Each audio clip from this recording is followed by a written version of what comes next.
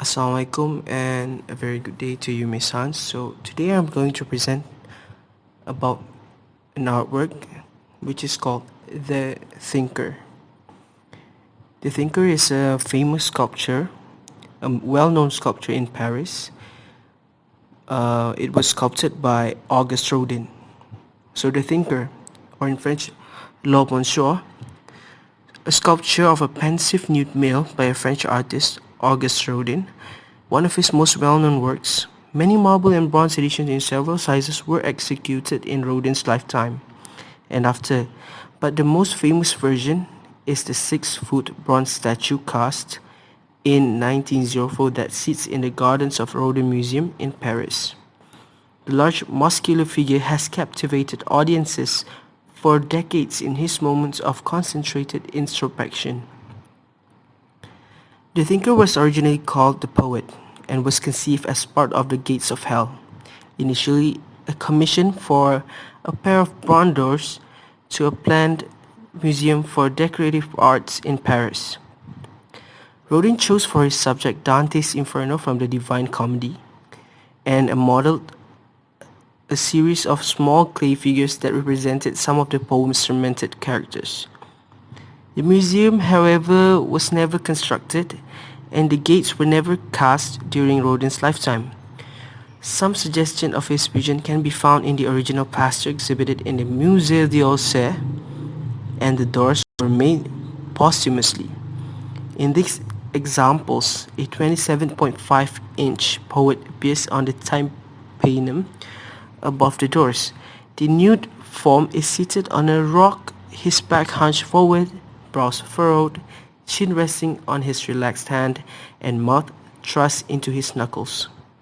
Still and pensive, he observes the twisting figures of those suffering in the circles of hell below. Some scholars suggest that the poet was originally meant to represent Dante, but the muscular and bulky form contrast with typical sculptures and depict the poet as slender and lithe.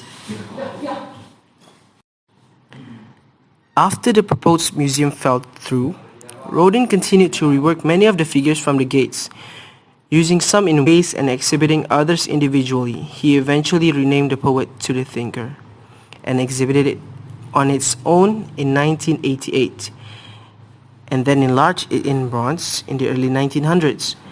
Enlargements of Rodin's original clay figures were mostly executed by his studio assistants, notably Henry Lebeau, in his workshops. To make different size duplicates, they used a colors machine, which was based on a pantograph system and resembled the lathe. The monumental Thinker exaggerated and unfinished surface Rodin preferred. The sculpture's close-cropped hair especially reveals Rodin's rough modeling of the clay model with its creases and indentations. Rodin showed the sculpture at 1904 Salon, an annual exhibition of French art, where the thinker's larger-than-life size and isolation from the gates yielded greater heat than his smaller counterpart. Following a public petition, the French government purchased the sculpture and installed it outside the Pantheon in 1906 as a gift to the city of Paris.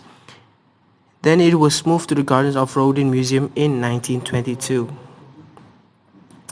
Rodin encouraged wide distribution of his art, authorizing many copies of his work in marble and in bronze during his life and sanctioning the Rodin Museum to execute posthumous editions. There are thus many copies of the Thinker exhibited throughout the world, including monumental editions in such a city as San Francisco, Cleveland, Philadelphia, Buenos Aires, Moscow, and Tokyo. Our monumental Thinker was placed over the grave of Rodin and his wife, Rose, at their home in Meudon, a suburb of Paris. Other than that, the Gates of Hell was commissioned for an ill-fated museum. Rodin was hired to make the sculpture for a new museum of decorative arts in Paris. The grand size and incredible details of the towering pieces required 37 years of work from Rodin. In all that time, the Gates of Hell was never finished, and the museum itself was never built. Although the work of art, The Thinker, the work of art of Augustus Rodin, it was actually influenced by Michelangelo's work. However, it wasn't Michelangelo's post Rodin was purposely referencing. Rodin chose to make this thinker naked to follow in the style of heroic nudes of Michelangelo and his Renaissance brethren. It also suspected that the works of Rodin's contemporary German sculptor Hugo Reinhold were an inspiration. Art historians cite the pair's shared interest in poses that favored the natural and realistic postures of man.